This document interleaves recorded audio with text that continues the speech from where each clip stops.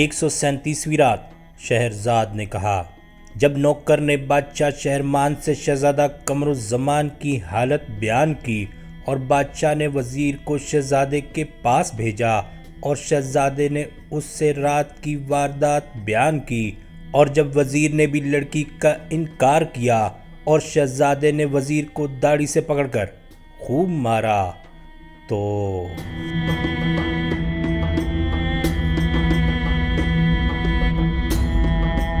اب جب وزیر نے دیکھا کہ شہزادے کی دماغی حالت درست نہیں اور وہ اسے مار ہی ڈالے گا، تو اس نے اپنے دل میں کہا کہ اگر اس نے جھوٹ بول کر اپنی جان نہ بچائی تو شہزادہ اسے جان سے مار ڈالے گا، جیسے نوکر نے اس سے جھوٹ بول کر اپنی جان بچائی تھی۔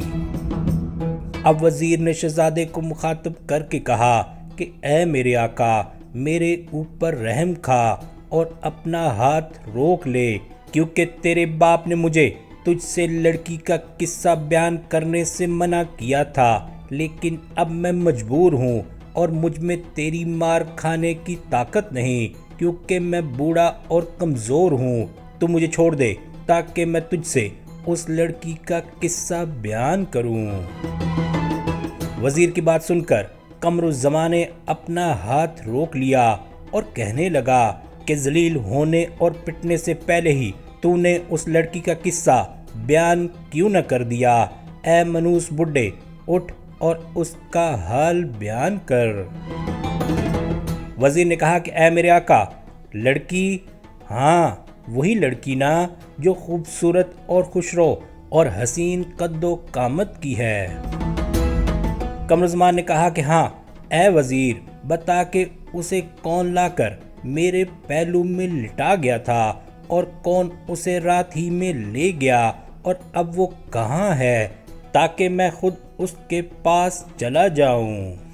اگر خود میرے باپ شہرمان نے یہ حرکت میرے ساتھ کی ہے اور شادی کی غرض سے اس حسین لڑکی کو امتحاناً میرے پاس بھیجا تھا، تو میں اس کے ساتھ شادی کرنے پر راضی ہوں تاکہ مجھے اس مصیبت سے چھٹکارا ملے، کیونکہ اس نے محض اس وجہ سے مجھے مصیبت میں ڈال رکھا ہے کہ میں شادی کرنے سے انکار کرتا تھا۔ اور سن، میں شادی کرنے پر راضی ہوں، اور اے وزیر، میرے باپ کو یہ خبر پہنچا دے اور اسے مشورہ دے کہ وہ میری شادی اس لڑکی سے کر دے۔ میں اس کے سوا اور کسی کو نہیں چاہتا اور محض اس سے محبت کرتا ہوں۔ اٹھ اور جلد میرے باپ کے پاس جا کر اسے مشورہ دے کہ وہ میری شادی جلد کرا دے اور فوراً واپس آ کر مجھے جواب دے۔ وزیر نے کہا کہ بہت خوب۔ اب وہ اٹھا اور برج سے نکل کر چل دیا، لیکن خوف کی وجہ سے وہ ٹھوکریں کھاتا ہوا چلتا تھا، اور چلتے چلتے وہ بادشاہ شہرمان کے پاس پہنچا۔ جب بادشاہ نے اسے دیکھا تو وہ کہنے لگا کہ اے وزیر، تجھ پر کیا مصیبت آئی ہے اور کون سی بلا ٹوٹ پڑی ہے؟ تجھ پر کیا گزری ہے کہ خوف طاری ہے، اور کیوں تیری حالت دگرگوں ہے؟ اس نے کہا کہ اے بادشاہ، میں تیرے پاس ایک خبر لے کر آیا ہوں۔ بادشاہ نے پوچھا کہ وہ کیا ہے؟ اس نے کہا کہ تیرے بیٹے قمر الزمان کے ہوش و حواس جاتے رہے اور وہ پاگل ہو گیا ہے۔ یہ سنتے ہی بادشاہ کی آنکھوں کے آگے اندھیرا چھا گیا، اور وہ کہنے لگا کہ اے وزیر، تفصیل کے ساتھ بتا کہ آخر اسے ہوا کیا ہے اور وہ جنون کس طرح کا ہے۔ اس نے جواب دیا کہ اے میرے آقا شہرمان، بصر و چشم، اور پھر اس نے تمام واقعات بادشاہ کو شروع سے لے کر آخر تک کہہ سنائے، اور شہزادے نے اس کے ساتھ کیا سلوک کیا۔ بادشاہ نے کہا کہ اے وزیر، خوش ہو، کیونکہ اس خبر کے بدلے جو تو میرے بیٹے کے پاگل ہو جانے کے متعلق لایا ہے، میں تیری گردن اڑا دوں گا اور سارے احسانات واپس لے لوں گا۔ اے منحوس ترین وزیر اور نجس ترین امیر، کیونکہ شروع سے آخر تک تو نے ہی بری رائے دے کر میرے بیٹے کو دیوانہ بنا دیا۔ خدا کی قسم، اگر میرے بیٹے کا ذرا بھی بال بیکا ہوا یا وہ دیوانہ ہوا تو تجھے گنبد پر کیلوں سے جڑ کر مزہ چکھاؤں گا۔ یہ کہہ کر بادشاہ اٹھا اور برج کی طرف چل کھڑا ہوا۔ جب وہ قمر الزمان کے پاس پہنچا تو وہ جھٹ سے اٹھ کر تخت سے نیچے اتر آیا اور اپنے باپ کے ہاتھ چوم کر پیچھے ہٹ گیا اور سر جھکا لیا اور باپ کے سامنے اپنے ہاتھ باندھ لیے۔ تھوڑی دیر کے بعد اس نے اپنا سر اٹھایا اور آنسو اس کی آنکھوں سے نکل کر اس کے رخساروں پر بہہ رہے تھے۔ بادشاہ نے آگے بڑھ کر اپنے بیٹے قمر الزمان کو گلے سے لگا لیا اور اس کی پیشانی پر بوسہ دیا اور تخت پر اسے اپنے پاس بٹھا لیا اور غصے سے وزیر کی طرف دیکھ کر کہنے لگا کہ اے وزیروں کے کتے، تم میرے بیٹے قمر الزمان کے متعلق ایسی ویسی باتیں کیوں کہتا ہے جن سے میرا دل دکھتا ہے؟ اس کے بعد بادشاہ نے اپنے بیٹے سے مخاطب ہو کر کہا کہ بیٹا، آج کیا دن ہے؟ اس نے کہا کہ ابا جان، آج ہفتہ ہے اور کل اتوار ہوگا اور اس کے بعد پیر، اور پھر پورے ہفتے کے دنوں کے نام گنوا دیے۔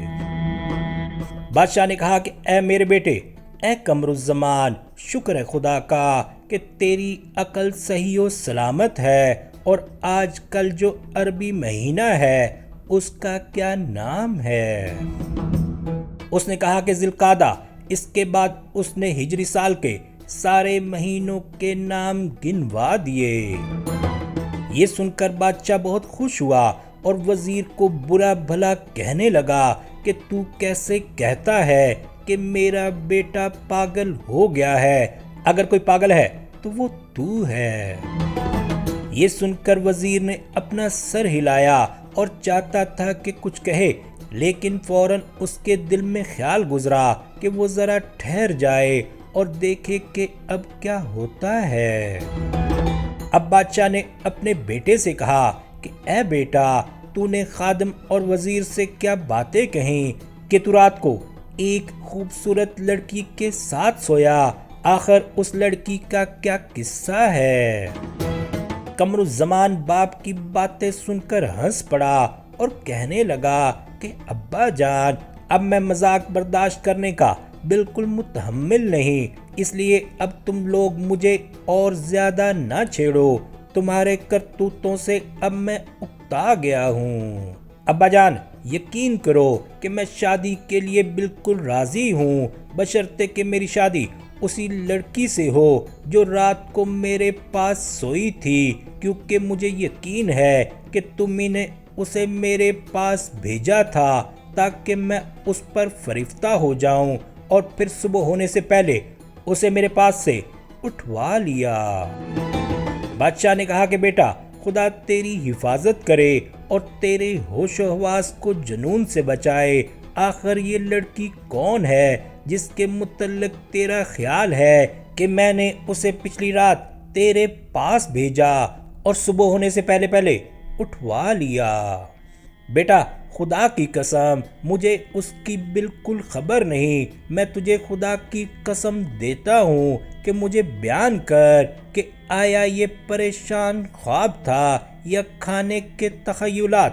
خدا کی لعنت و شادی پر اور اس گھڑی پر جب اس کا ذکر ہوا اور اس پر جس نے اس کا مشورہ دیا۔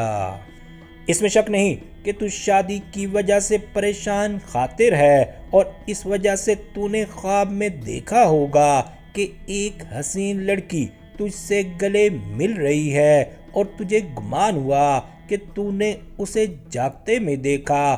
بیٹا، مجھے معلوم ہے کہ یہ ساری باتیں پریشان خیالات ہیں۔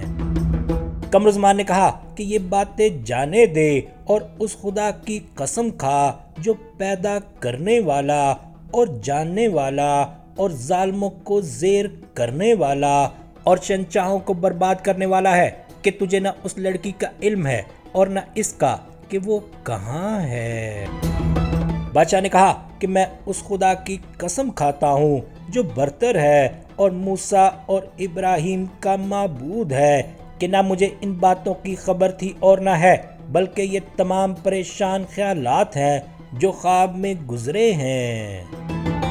قمر زمان نے کہا کہ میں تجھ سے ایک مثال بیان کرتا ہوں جس سے تجھ پر ظاہر ہو جائے گا کہ یہ باتیں جاگتے میں ہوئی ہیں، اور وہ یہ ہے کہ میں تجھ سے پوچھتا ہوں کہ کیا یہ ہو سکتا ہے کہ ایک شخص خواب میں دیکھے کہ وہ سخت جنگ کر رہا ہے اور جب وہ بیدار ہو تو اس کی تلوار خون میں لتھڑی ہوئی ہو؟ باپ نے کہا کہ نہیں بیٹا، ایسا نہیں ہو سکتا۔ اب شہرزاد کو ثبوتی دکھائی دی اور اس نے یہ کہانی بند کر دی۔